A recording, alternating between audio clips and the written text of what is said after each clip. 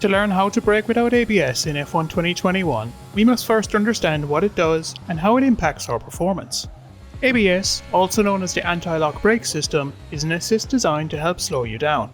When you hit the brakes, ABS will try to find the exact moment a wheel is about to lock up and gently release the brake before applying it again.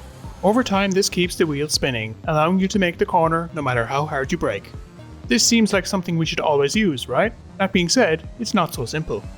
ABS is a reactive system. It kicks in when a wheel locks up and rapidly presses and releases the brake in order to keep the wheels moving.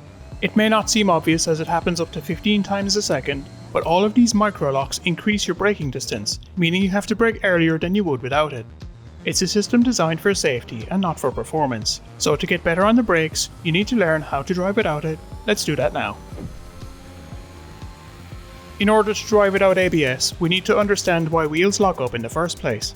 In its simplest terms, a tyre only has a certain amount of grip it can give, and you use up this grip when you put stress on the car.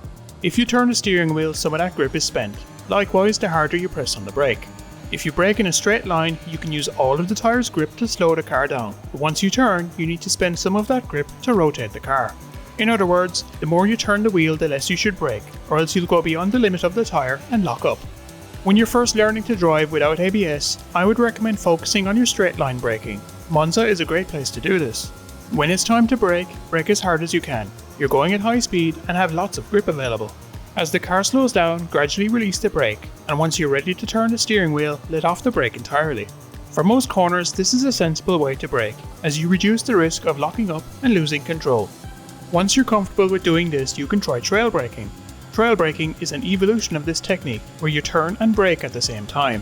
Brake as hard as you can like before, but now ease off the brakes a little earlier, and while you're still braking, rotate the car. The more steering angle you apply, the more you need to let off the brakes. If you do this right, you can brake later and go faster. It's tricky, but worth learning. One more technique you can try out is cadence braking, which is useful in ultra low grip situations. Here, you brake hard like before, but when it comes time to ease off, you let off the brake more than usual before re-adding more brake pressure as you slow down. This widens the window of available grip and means you're not constantly dancing on the limit like with the other techniques. In tricky conditions like when you have worn out tires or when it's raining, this is something to try out too. Speaking of things to try out, I've got some rapid fire tips and settings for you to have a go with. Let's take a look.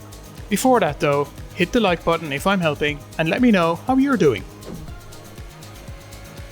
While technique is the most important thing to get right, there are a few more things we can do to help slow the car down.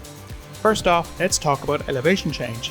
When you brake on a flat surface, everything is neutral, but if you brake uphill or downhill, then gravity will also impact your performance.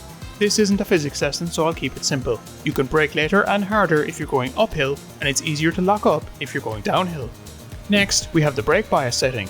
This controls the balance and strength between the front and rear brakes. If you're locking up the fronts too much, lower this percentage. Unlike in previous games, 50% isn't always the answer, as it's much easier to lock the rear tyres in F1 2021. Lower the bias by 1 or 2% if you lock the fronts, and see how they feel.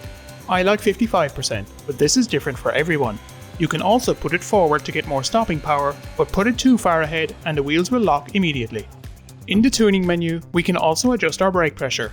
Lowering this will reduce the effectiveness of the brakes and increase the braking distance a little, but it also stops the brakes from grabbing the wheel so hard. This is very useful in wet weather and is the first thing I change when it rains. One more setting you can change is your brake linearity, especially if you play on a controller. Increasing this makes it easier to apply lower amounts of brake pressure, so if you're having trouble easing off the brakes, it's worth trying out. While you're here, it's also worth trying out the other settings for your controller or wheel. Hit the guides on screen now to learn what they do.